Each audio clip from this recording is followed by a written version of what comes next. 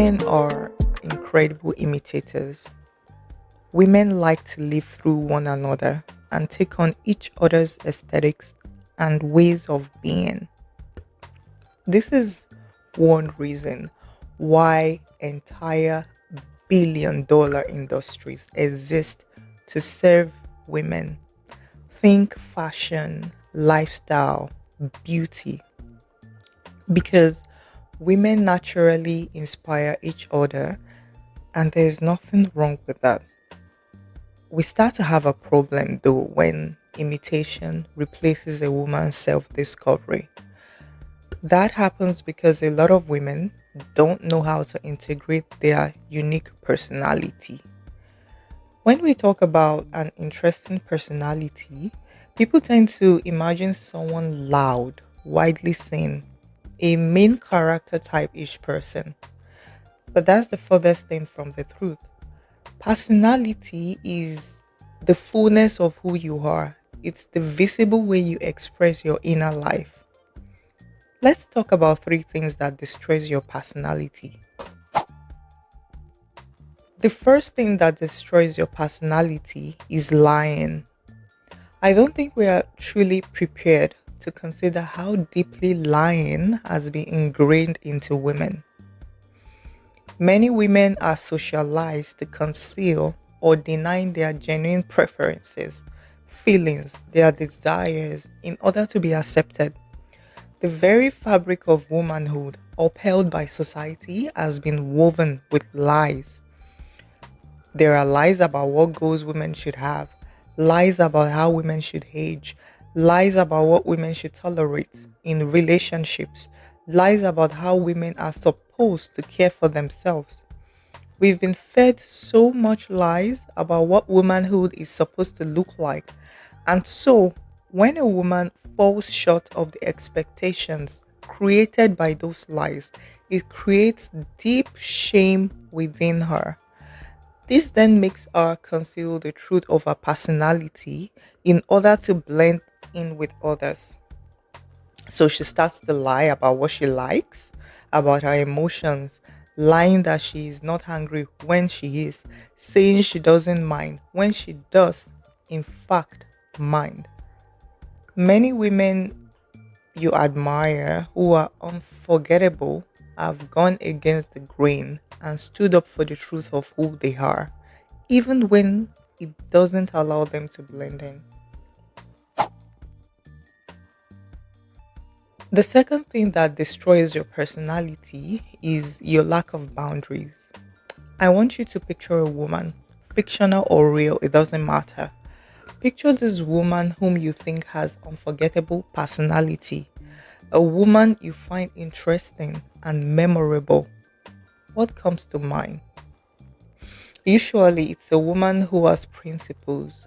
She knows what she likes and she lets you know it. She knows what she dislikes and she lets you know that too. To some extent, you are able to tell what she stands for because she makes it clear. She allows those things about herself to be seen. These boundaries she has gives her a sort of spice or spirit which you either hate or admire, but either way, she is unforgettable. When a woman has no boundaries, when she shows no preference for one thing over another, she becomes lukewarm. She becomes like a very smooth pebble that rolls off people's minds. But with boundaries, she develops edges like the thorns on a branch of a rose that snags on the minds of other people. She is unforgettable.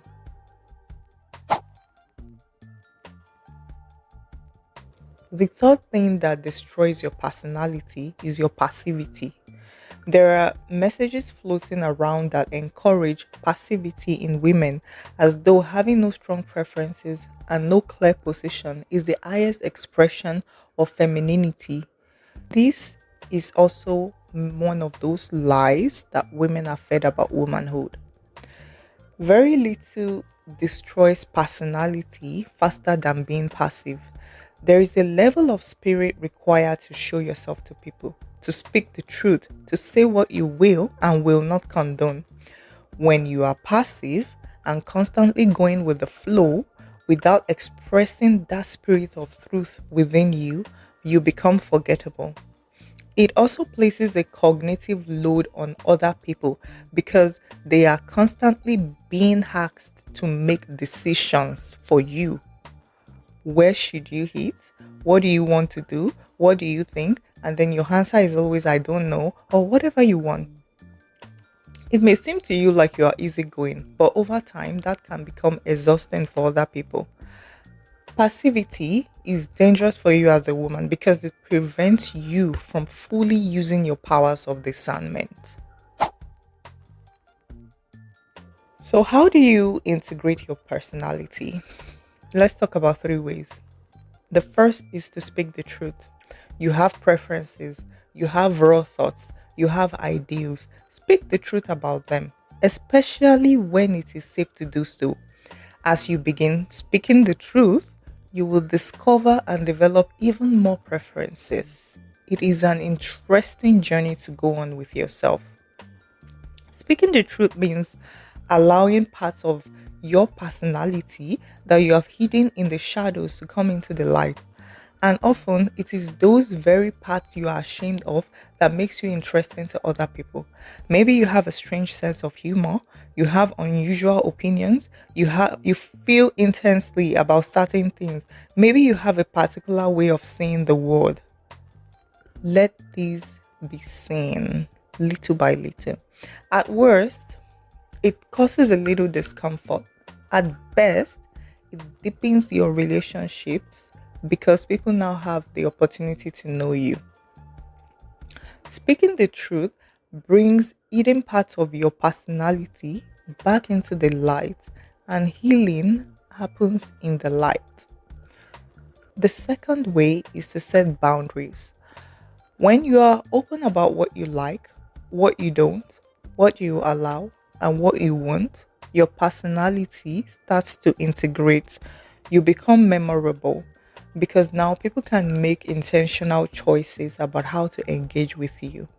And when you communicate these harder parts of yourself to others, it encourages them to do the same thing with you, which builds intimacy. The third thing is to become curious. When I talk about becoming curious, I don't mean hive mind curious, although you can start from there. I mean genuinely becoming curious about y- what your people or community may or may not care about. Become curious about films, about places, about food, animals, trees, perfume, buildings, music. Become curious about beauty as a symbolism or discipline, about love, about books, about strangers, about history. Become curious about your own darkness. Curiosity is how you build your spirit back up. Your inner world will become richer and your personality will become more visible.